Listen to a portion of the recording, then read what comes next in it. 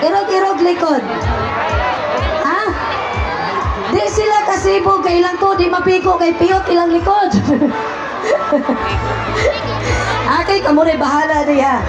Okay po. But before anything else, allow me to acknowledge all of you sa mga nagpanuyo. Aron magpalapuson ang atong ika-26 sa Charter Day Celebration, City Hall of Malaybalay. Once again, I would like to acknowledge City Mayor, City of Malaybalay, City Mayor Warren Pabillanan. Atong palakpakan. And of course, we also have our members of 9 Saguniang Palisod, Hedelbara City Vice Mayor, sinadapit, City Vice Mayor Estelito Armarabe. Atong palakpakan, guys. And of course, our young energetic City Councilors, City Councilor Nico B. Aldiger. Wakil ko kakakita, palakpak po mo diha. Di ka di mo gawas ang mayonnaise. And of course, we also have City Councilor Brian Nelson C. Flores, City Councilor Melchor P. Maramara, City Councilor Sultan Bindo Didilayan, City Councilor Kathleen Cecil Pagaling, City Councilor Cromwell K.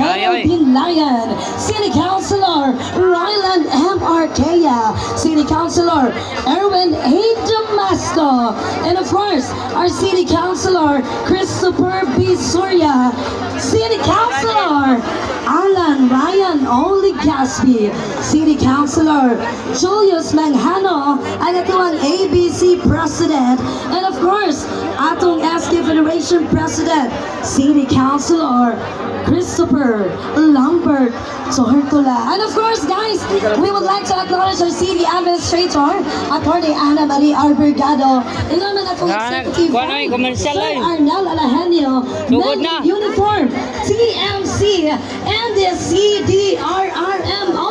And of course, katawan sa syudad sa Malaybalay. Palihog lang, respetar sa mga single. Kung mo pagpiring-piring diha. Duha na lang yun ang ay ulo, sorry. Duha na lang yun ang di mapilo ilang tuhod. Duha na lang yun. Okay, before ka ma-proceed po sa ato ang main highlight for tonight's event,